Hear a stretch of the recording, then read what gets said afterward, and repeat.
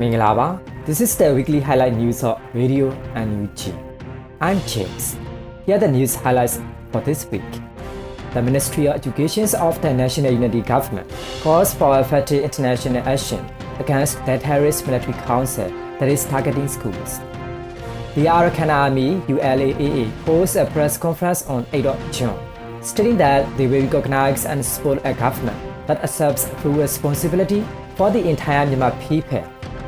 According to a World Bank report released on Wednesday, Myanmar's poverty rate has increased over the last 6 years, and other interesting news.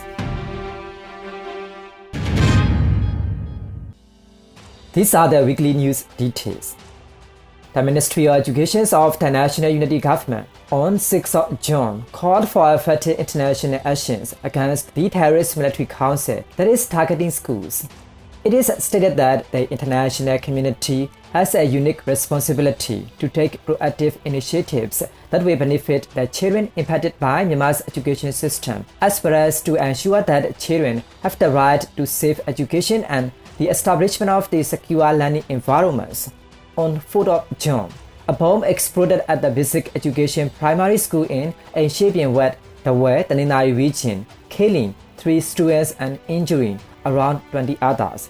On 5 June, a terrorist military council launched an airstrike on Kamyingong Monastery in Myang Township, Magwe region, killing 4 children who were war refugees and studying and injuring over 20 others. The terrorist military council's forces bombed schools with jet fighters, opened fire with heavy weapons, and deployed based on schools, all of which violated UN Security Council resolutions and international humanitarian law. The Ministry of Education has issued a strong condemnation and objection to any organization that engages in terrorist acts such as utilizing schools as military bases and targeting bombings. The 120 sessions of the International Labour Conference (ILC) is currently underway in Geneva, Switzerland. The Labour representative of the Myanmar Labour Union (MLA), a tripartite member of the National Unity Government, Dr. Sanaso, was selected as a worker deputy member representative in the governing body of the ILO for the term of the 2024-2027. Moreover, Dr. Zaang received with the prestigious Otto Safesan International Prize for Trade Union Rights in 2024, which was awarded by the Norwegian Trade Union for her labor union rights affairs. The Arakan Army ULAAA conducted a press conference on 8 June. At the press conference, the ULAAA stated that they are establishing self-determination and a confederation, and that they will recognize and support a government that accepts full responsibility for the entire Myanmar people. In response to the reporter's query regarding who will be recognized, the terrorist military council or National Unity Government, the spokesperson U Kain Tukha stated, "If they have to say our point of view, who does the entire Myanmar people recognize? Who would you prefer? Who is capable of the accepting responsibility on behalf of the Myanmar people?" He also stated that as ULAAA throughout the revolution, they are following Rakita exordium to develop a society in which they can create their own future. He reiterated that they have achieved complete self-determination and confederation. Until now, they have not stated that ULAAA should separate. They are aiming to create a stable and peaceful future by appreciating each other's importance. As Rakhine people, they will always respect and honor the wishes of the entire Myanmar people and assist them to a greatest extent feasible. They are working to achieve equality for all of the ethnic groups living in Rakhine State, as well as elaborate rights and responsibilities, and the people of Rakhine have been clearly informed about Rakita's exordium and the military objective. When the people's military objective is met, the fighting can be stopped to some extent. It is also directly concerned with the issue of how to deal with the terrorist military council. On 13 November 2023, AA launched the Palawa operation in Rakhine region and Chin State, and in almost 7 months, Palawa and 9 townships in Rakhine State had been completely captured and controlled, with the remaining 8 townships, including m.CDMMyanmar, being informed that they would continue to attack.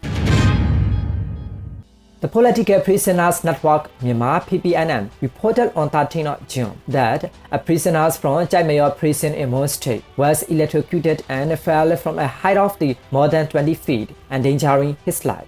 On 12 June, after 5 p.m., the prisoner fell from a 20 feet high brick wall between the women's and men's dorms because he was forced to walk at a height of 20 feet. But the prison authorities did not provide safety equipment for those who would attend and walk, thus he fell.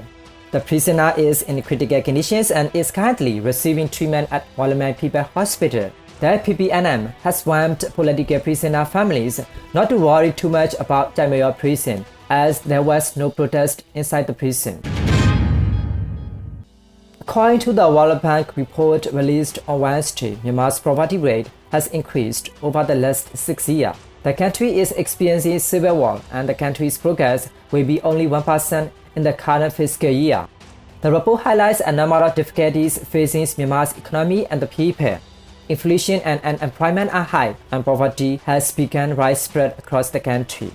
According to a report by the Southeast Asian countries, there has been political and economic instability since the military coup in 2021, which ended a decade of the democratic and economic progress.